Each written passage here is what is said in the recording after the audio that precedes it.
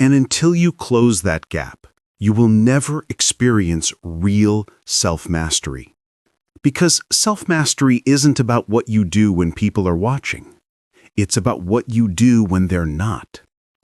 It's about the workout you do when no one will see your body. It's about the work you complete when no one will check if it's done. It's about the standard you maintain when cutting corners would be easier and no one would ever know. That's where the character lives. In the invisible hours, in the private choices, in the moments when the only thing holding you accountable is your word to yourself. And for most people, that's not enough. Their word to themselves means nothing. They negotiate. They rationalize. They make exceptions. Just this once. It doesn't really matter. No one will know. I'll make up for it tomorrow. And every time they do this, they're training themselves. They're building a pattern. They're reinforcing the neural pathway that says, my commitments are optional. My standards are flexible. My word means nothing. And then they wonder why they can't trust themselves. They wonder why they lack confidence. They wonder why they keep quitting when things get hard. It's because they've spent years proving to themselves that they can't be trusted. Self-trust isn't a feeling you can generate through affirmations. It's not something you can think your way into. It's something you build through action, through consistency, keeping promises to yourself when breaking them would be easier. Every time you do what you said you'd do, even when no one's watching, you make a deposit. Every time you compromise your standards, even when no one will know, you make a withdrawal. And the balance in that account determines everything. It determines your self-confidence, your self-respect, your ability to follow through on anything meaningful. Most people are overdrawn. They've spent years making withdrawals and wondering why they feel empty. But here's the good news.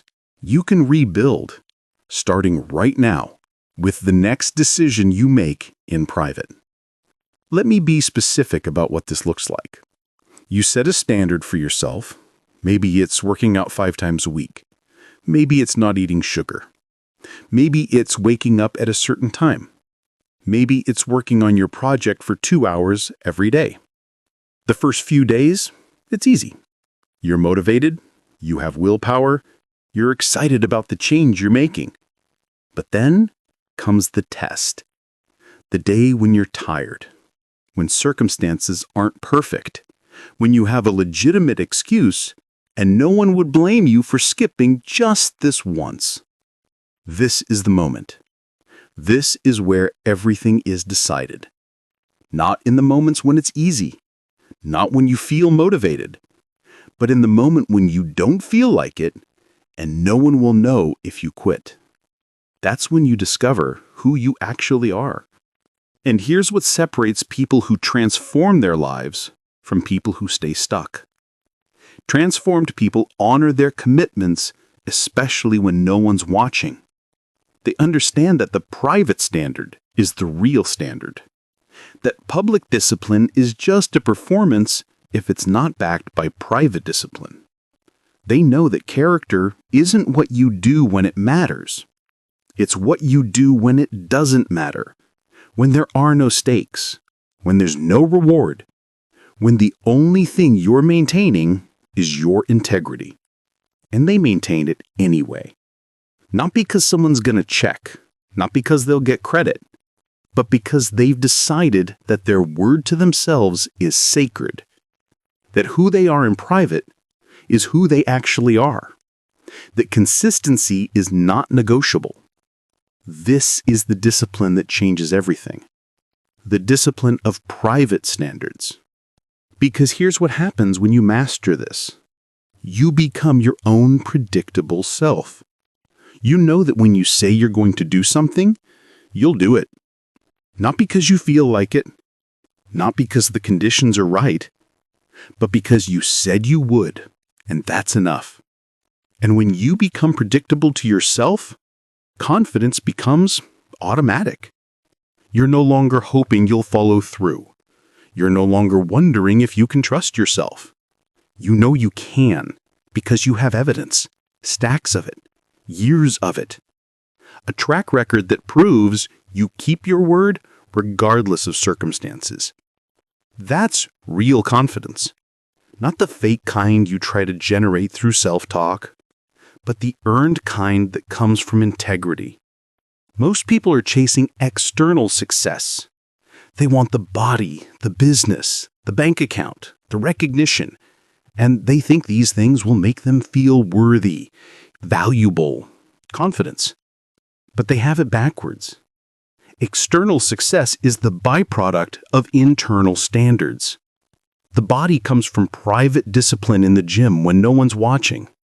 The business comes from private hours of work when no one's cheering. The wealth comes from private decisions to delay gratification when no one would know if you didn't. Everything you want publicly is built privately. Everything. And if you're not willing to maintain high standards in private, you will never achieve anything significant in public. Because public success is just the visible tip of an invisible iceberg. And that iceberg is built from thousands of private hours doing what needs to be done when no one's looking. Let me tell you what this requires. It requires you to become your own authority, your own accountability, your own standard bearer. It requires you to stop outsourcing your discipline to external factors, to stop relying on other people to keep you in check, to stop needing consequences or rewards or witnesses to do what's right. It requires you to decide that you are enough of a reason to show up, that your commitment to yourself matters more than any external validation, that who you are in private is who you actually are, that consistency is not negotiable. This is lonely. There's no applause. There's no recognition. There's no one to witness your discipline and tell you you're doing a good job. It's just you and your standards, you and your word, you and the person you're becoming in the quiet hours when the world isn't paying attention. And that's exactly why it matters so much. Because anyone can perform when there's an audience. Anyone can show up when there's pressure or accountability or consequences. But only people with real character show up when there's none of those things. When the only thing at stake is their integrity. When the only reward is self-respect. That's mastery. That's power. That's the difference between people who talk about change and people who become it. Here's your practice, and this will reveal everything about where you actually are. For the next 7 days, pick one standard, just one, something specific and measurable. Maybe it's no sugar. Maybe it's a 30-minute workout every day. Maybe it's 2 hours of focused work. Maybe it's going to bed by 10. Whatever it is, make it clear and non-negotiable. And then keep that standard in private. Don't tell anyone about it. Don't post about it. Don't make it public. Just keep it when no one's watching, when no one will know if you break it, when there are no consequences except the ones you impose on yourself. And notice what happens. Notice how many times your brain gives you permission to compromise. Notice how many rationalizations appear. Notice how creative you become at justifying exceptions. And then notice what it feels like when you keep the standard anyway. When you honor your word to yourself, even though no one else knows. When you maintain integrity in private. That feeling, that quiet satisfaction, that self-respect, that accumulation of proof that you can trust yourself, that's what you're building toward. Not external validation, not public recognition, but internal alignment. The kind that makes you unbreakable because you know who you are when no one's looking. Most people never experience this. They spend their whole lives performing for others and compromising in private. They build impressive exteriors on foundations of inconsistency. And eventually, it all collapses. Because you can't sustain a performance forever. At some point, who you really are shows up. And if there's a massive gap between your public image and your private reality, that revelation destroys everything. But when your private standards match or exceed your public ones, you become solid, integrated, whole. There's no gap between who you appear to be and who you actually are. No split between the performance and the reality.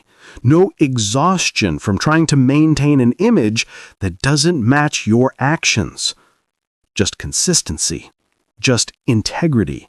Just a person who is the same in every context because they've decided that their character is not situational. That's the goal. That's what you're working toward. Not perfection, not ever making mistakes, but a consistent standard that doesn't change based on who's watching. Because here's the ultimate truth. You are always watching. You always know.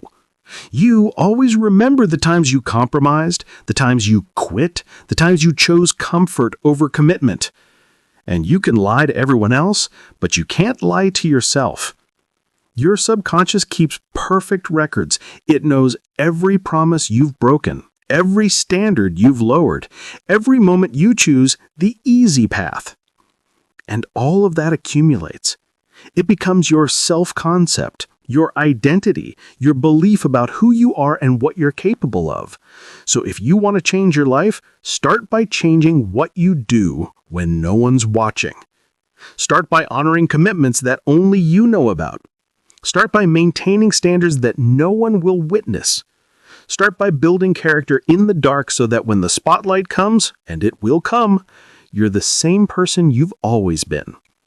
Because that's when the world pays attention. Not when you performed for them, but when your private discipline becomes so consistent, so unshakable, so integrated into who you are that it's simply impossible to hide.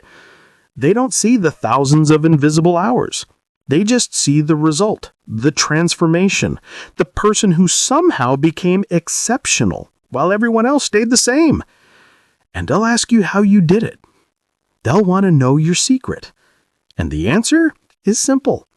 You became the same person in private that you wanted to be in public. You closed the gap. You built character when no one was watching. That's the discipline of private standards. That's self-mastery. That's how you become someone you can actually trust. The world is full of performers. Be a person of integrity instead. The world is full of people with public discipline and private compromise. Be someone who's the same everywhere. The world is full of people whose word means nothing. Be someone who keeps promises even when no one will know if you don't. That's the standard. That's the work. And it starts right now, in this moment, when no one's watching except you. You've learned that private discipline is where real strength is forged. Now you need to understand the mechanism that keeps most people trapped in mediocrity. And it's not what you think. Public success is built in private hours no one sees. The world only witnesses the outcome, the book published, the body transformed, the business launched. What they don't see are the thousands of invisible hours spent working when no one's watching. Self-mastery is maintaining the same intensity in private that you'd have if the world was watching. Your character is what you do when there are no consequences. Do you still work out if no one will see the results? Do you still write if no one will read it? Do you still show up if no one will notice? The answers to these questions reveal whether you're driven by external validation or internal standards. Masters don't perform, they execute, regardless of audience. The harder it is to see progress, the more discipline matters. Results lag behind effort by weeks, months, sometimes years. Most people quit during this invisible phase because there's no immediate reward. But this is exactly where self-mastery is forged, in the gap between effort and outcome, where only your commitment keeps you going. Chapter 7. You are what you tolerate. Look around at your life right now. Your relationships, your habits, your environment, your results. Everything you see is a direct reflection of what you've been willing to tolerate. Not what you say you want, not what you wish for, not what you post about or talk about or dream about. What you tolerate. If you tolerate laziness in yourself, you'll be lazy. If you tolerate disrespect from others, you'll be disrespected. If you tolerate distraction, you'll stay distracted. If you tolerate mediocrity, you'll be mediocre. Your life is not shaped by your intentions. It's shaped by your standards. And your standards are revealed not by what you say, but by what you accept. Most people don't understand this. They think their life is happening to them. They think they're victims of circumstance, of bad luck, of other people's behavior. But the truth is more uncomfortable than that. You taught people how to treat you. You trained yourself into your current patterns. You allowed your life to become what it is through 1,000 small acceptances of things that were beneath your potential.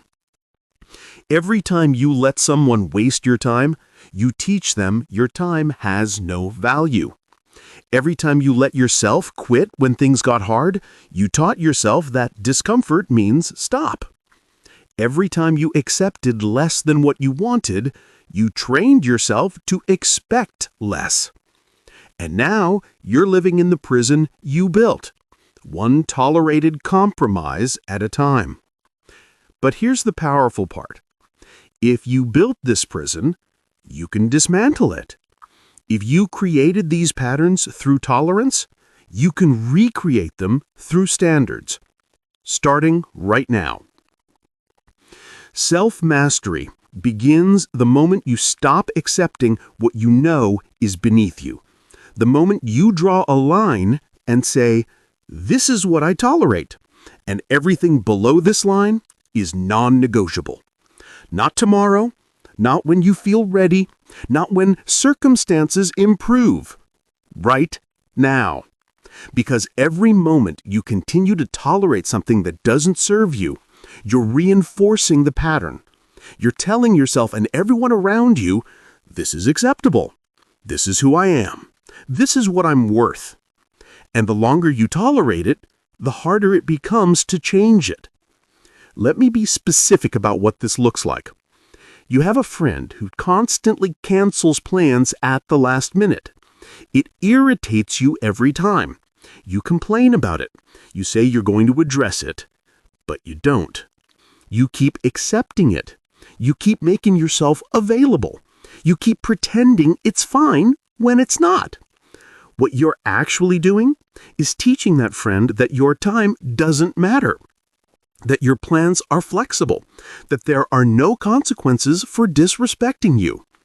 And then you wonder why it keeps happening. You wonder why people don't value your time. They don't value it because you don't value it. Your tolerance is the problem, not their behavior. The same principle applies to every area of your life. You say you want to be healthy, but you tolerate junk food in your house. You say you want to be productive, but you tolerate your phone being within reach during work hours. You say you want deep relationships, but you tolerate shallow conversations and surface-level connections. There's a gap between what you say you want and what you're willing to enforce. And that gap is where your potential goes to die. Because here's the truth. You will never rise above the standards you accept. You will never become more than what you tolerate from yourself. If you tolerate hitting snooze, you'll never become someone who maximizes their mornings. If you tolerate mindless scrolling, you'll never become someone who protects their attention. If you tolerate negative self-talk, you'll never become someone with unshakable confidence. Your tolerance is your ceiling, always. So if you want to change your life, you don't start by adding more. You start by subtracting what you've been tolerating that doesn't serve you. This is uncomfortable because some of what you're tolerating feels normal, familiar, maybe even necessary. But it's not. It's just what you've accepted for so long that you've forgotten you have a choice. You always have a choice. You can always draw a new boundary. You can always raise your standards. You can always say, "This is no longer acceptable to me." The question is, will you? Because it's going to cost you something. Raising your standards always does. It might cost you relationships. Some people will not rise to meet your new standards. They'll resent you for changing. They'll try to pull you back to where you were because your growth makes them uncomfortable. Let them go. Anyone who can't respect your boundaries doesn't belong in your life. It might cost you comfort. Maintaining high standards is harder than tolerating low ones. It requires constant vigilance, constant enforcement, constant choice. Pay the price. Comfort is what got you here. Discipline is what gets you out.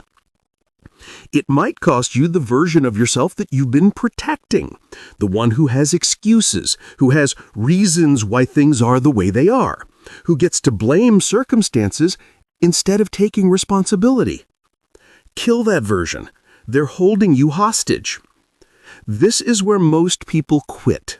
They start to raise their standards, they feel the discomfort, they see the cost, and they retreat back to what's familiar. They tell themselves, "It's not that bad."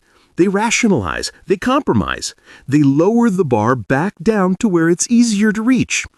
And nothing changes because nothing changed. But self-mastery requires you to stay in the discomfort, to hold the boundary even when it's hard, to maintain the standard even when it costs you. Because the alternative, continuing to tolerate what's beneath you, costs more in the long run. It costs you your self-respect, your potential, your life. Let me tell you about boundaries, real boundaries, not the kind people talk about, the kind people enforce. A boundary is not a suggestion. It's not a preference. It's not something you negotiate based on the situation or the person. A boundary is a non-negotiable line that protects your energy, your time, your standards, your peace. And when someone crosses that line, there are consequences. Immediate, consistent, predictable consequences. Not anger, not resentment, not a long explanation about why they shouldn't have done that. Just a consequence. A clear response that reinforces the boundary. When you cancel on me at the last minute, I stop making myself available to you. When you disrespect my time, I remove my time from your access. When you bring negativity into my space, I remove myself from the space. No drama, no debate, just enforcement. This is how you train people. This is how you train yourself, through consistent enforcement of non-negotiable standards. Most people have no boundaries. They complain about what they tolerate, but never actually enforce consequences. So the behavior continues, and they wonder why nothing changes. It doesn't change because you're not requiring it to change. You're just hoping it will. And hope without enforcement is just wishful thinking. Here's what you need to understand. Every boundary you fail to set teaches people how you treat you. Every standard you fail to maintain teaches yourself what to expect from you. You are the common denominator in all of your experiences. If there's a pattern in your life that you don't like, it's because you're tolerating it. Not consciously. You're not sitting there thinking, I want to be disrespected or I want to stay stuck. But through your acceptance, through your lack of boundaries, through your unwillingness to enforce standards, you're allowing it. And what you allow will continue. What you tolerate will increase. What you accept becomes your reality. So, the question is, what are you going to stop tolerating? Not next week, not when you feel ready, today, right now. What behavior from others are you going to stop accepting? What happened in yourself are you going to stop excusing? What mediocrity are you going to stop settling for? Make the list. Write it down. Get specific. And then enforce it. Without exception, without negotiation, without compromise. This is where self-mastery lives, in the enforcement, in the unwavering commitment to standards that serve your highest self. Not the standards that make everyone comfortable, not the standards that are easy to maintain, the standards that are necessary for you to become who you're capable of being. Let me give you a framework. For every area of your life, there are 3 levels of standards. Level 1, what you're currently tolerating. This is your default, your baseline, the minimum you've been accepting. Level 2, what you say you want. This is your aspiration, your intention, the standard you talk about but don't enforce. Level 3, what's required for your transformation. This is your non-negotiable, your new baseline, the standard that will actually create change. Most people live at level 1. They tolerate what they've always tolerated and wonder why nothing improves. Some people oscillate between level 1 and level 2. They raise their standards temporarily, feel the discomfort, and drop back down. This is the cycle of perpetual mediocrity. But the people who transform, they move to level 3 and stay there. They raise the floor, then make the exceptional standard the new baseline, and they enforce it relentlessly. That's the shift. That's what changes everything. Not raising your standards when you feel motivated, but raising them once and never lowering them again. Making them non-negotiable, making them part of your identity. I am someone who protects their time. I am someone who maintains high standards. I am someone who doesn't tolerate disrespect. I am someone who keeps their word to themselves. Not I'm trying to be or I want to be. I am. Present tense, non-negotiable identity. And when your identity shifts, your tolerance automatically adjusts, because you can't tolerate behavior that contradicts who you are. If you identify as someone who values their time, you can't tolerate people wasting it.